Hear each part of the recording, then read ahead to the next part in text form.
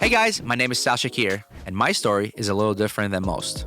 I am an immigrant from the Middle East, and if you know anything about the Middle East, you can only begin to imagine the struggles we went through.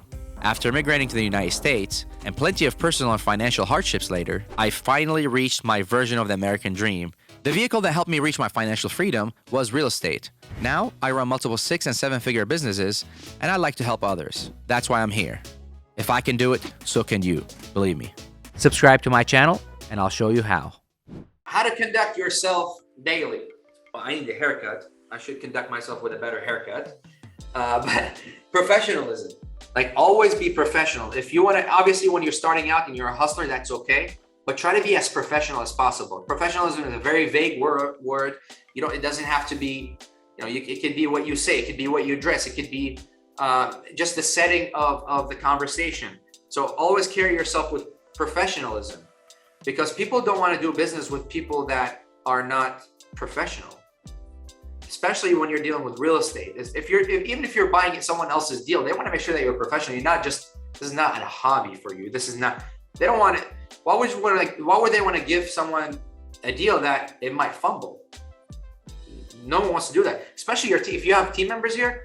You think if I show up sloppy all the time and cursing and doing this and that and like always in a bad mood, and what do you think is going to happen to them? We have an old saying back home: people who hang out with people for 40 days, they become like them. So if your tribe, they become like your tribe. If you hang out with someone for so long, they start mimicking what you do, and you don't want that. Your actions today is how you'll be remembered tomorrow. Boom. Let's go, Shane. There we go. Dress properly, calm and collective. I really struggle with calm and collective myself. I'm a Taurus, right? So it's really tough for me, but I try as much as possible to hear it out, not show them that I'm upset about anything. And believe it or not, throughout the years, I became really good at it. I'm a good listener. I don't give an answer right now. I need to understand what's happening. And then that way, it makes me a better businessman. Firm as needed. I'm as firm as possible. I try to, when I make a decision, that's why I take my time, because I have covered every angle that I know about to make an answer for that. That's why when I make a firm answer about this Band-Aid, hey, this is a Band-Aid. Just know I'm going to pay you this much because this is like a gray area that I don't understand yet. But once I know, there's going to be a firm answer, but we're going to revisit. So what I did, I was firm about Band-Aiding this, but I was firm about making sure that I'm going to put a plan to solve this problem. It could be a pay issue. It could be a lead distribution issue. It could be a marketing issue. It could be team members, work distribution issue, whatever that may be.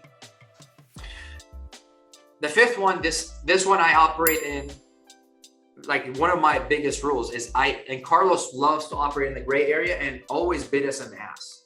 So now you understand that we have to narrow that as much as possible. Never want to operate in a gray area. What does that mean? That means I don't want to just give an answer just to Band-Aid this. That's number one. Number two is I don't want to have something unknown. Like I want us to operate if 1 + 1 is 2, not 11. 1 + 1 is 2. Yes, you're gonna, as a business owner, you are gonna face some tough questions that you don't know if 1 + 1 is 2, and you may never know, because there is really, really tough. Like there are some really tough scenarios. I wish I can remember like a scenario we had a month ago. We're talking about this, and it came down to this. Have you seen like the Chinese, like yin and yang, like the white and the black, and there's a black dot and white dot in each one of them? The world is not perfect. We will never achieve perfection. We will never do that. Why do you think you can be perfect? Like you can have the perfect answer for everything. But if the answer is still lingering gray, I make sure that this gray is closer to the white or to the black area.